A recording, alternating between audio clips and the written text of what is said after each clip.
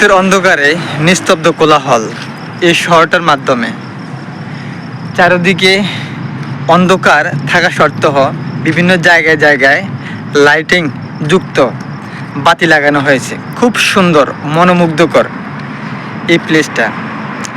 অনেক মানুষ দিনে বাইর হয় না, বেশিরভাগ তারা রাতের বেলায় কিন্তু বাইর হয়। যারা ঘুরতে ভালোবাসে তারা কিন্তু রাতের বেলা বাইর হয়। আজকে আমি যে প্লেসটার মাধ্যমে আছি, প্লেসটা খুব অসাধারণ, খুব সুন্দর, মনোমুগ্ধকর। আকাশের চাঁদ উঠেছে, দেখতে খুব অসাধারণ।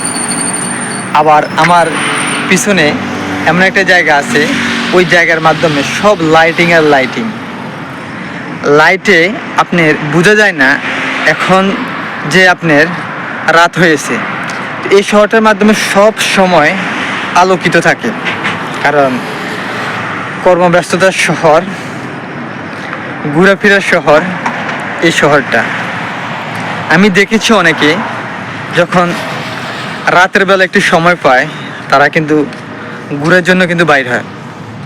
আমি দেখেছি যারা ফ্রেন্ড সার্কেল আছেন, যারা আপনার হাজব্যান্ড ওয়াইফ আছেন, যারা গার্লফ্রেন্ড আছেন, গার্লফ্রেন্ড নিয়ে কিন্তু তারা কিন্তু রাতের বেলা কিন্তু বাইর হয়। খুব অসাধারণ, অসাধারণ এই শহরটা। যেদিকে তাকায় সেদিকে আপনার লাইট আর লাইট। আমার পিছনে যে স্ক্রিনে আপনার যে জিনিসটা দেখতে পাচ্ছেন আপনারা, এটা সব লাইট আর লাইট।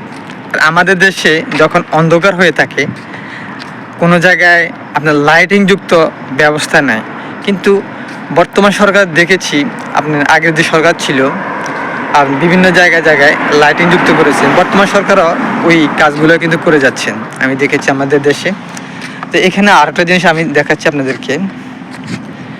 আমার পিছনে এক সিরিয়ালে সব লাইট, সব লাইট।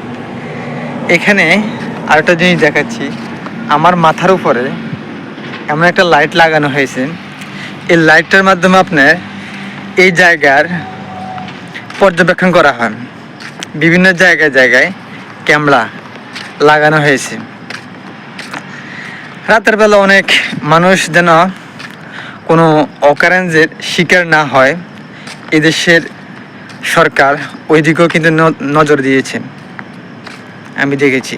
এখানে ইপটিজিং বলতে কোনো কিছুই নেই, সবাই সমান, সবাই সমান। আর আমাদের দেশে গার্লফ্রেন্ড আর নিয়ে যখন মানুষ বাইর হয়, আমাদের দেশে কর দিয়ে থাকে।